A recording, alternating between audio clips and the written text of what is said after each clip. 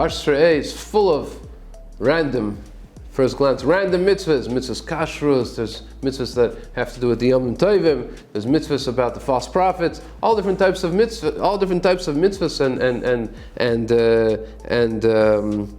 and warnings.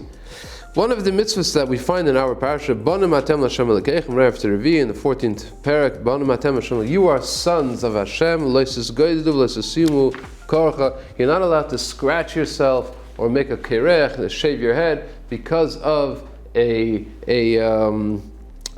mourning in the family. If somebody chas v'shalom, a close relative dies, it used to be very much accepted to show our mourning, person to show his mourning by scratching himself, making a scratch. You're not allowed to do that. We don't do that. Banim Hashem, you are sons of Hashem, you are sons of HaKadosh Baruch Hu, you're not allowed to do that.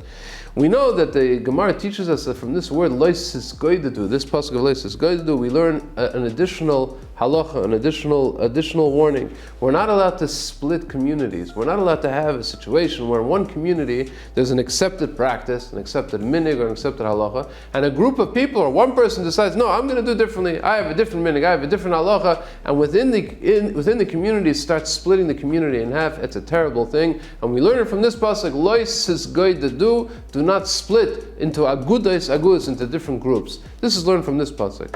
Maral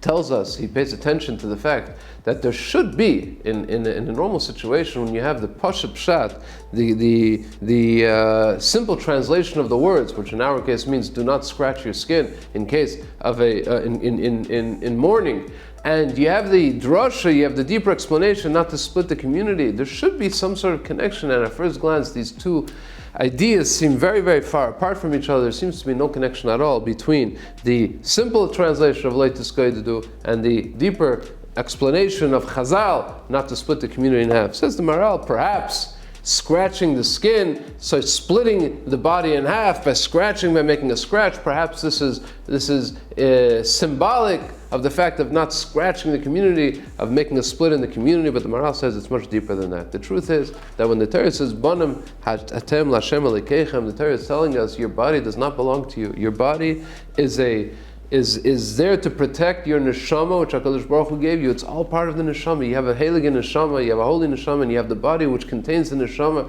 You're not allowed to just go ahead and start ruining and start destroying this beautiful body that HaKadosh Baruch Hu gave you. It's not yours to do. It's not yours to start scratching up and start doing things that you're not allowed to do.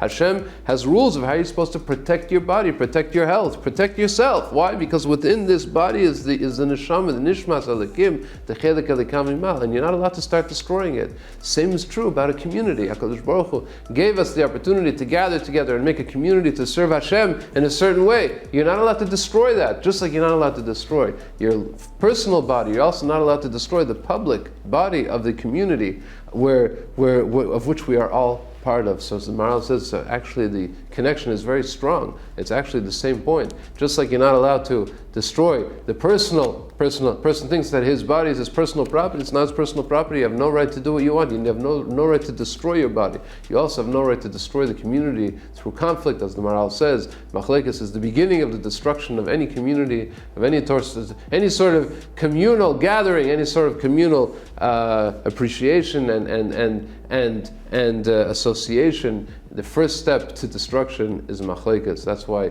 we're not allowed to do the act of leisus goydadu, of scratching. We're also not allowed to obviously start engaging in machlekes, which is the beginning of the destruction of any community. Good Shabbos. Please don't forget to subscribe. You'll get the video every week by subscribing. Put a like. Thank you very much. Good Shabbos.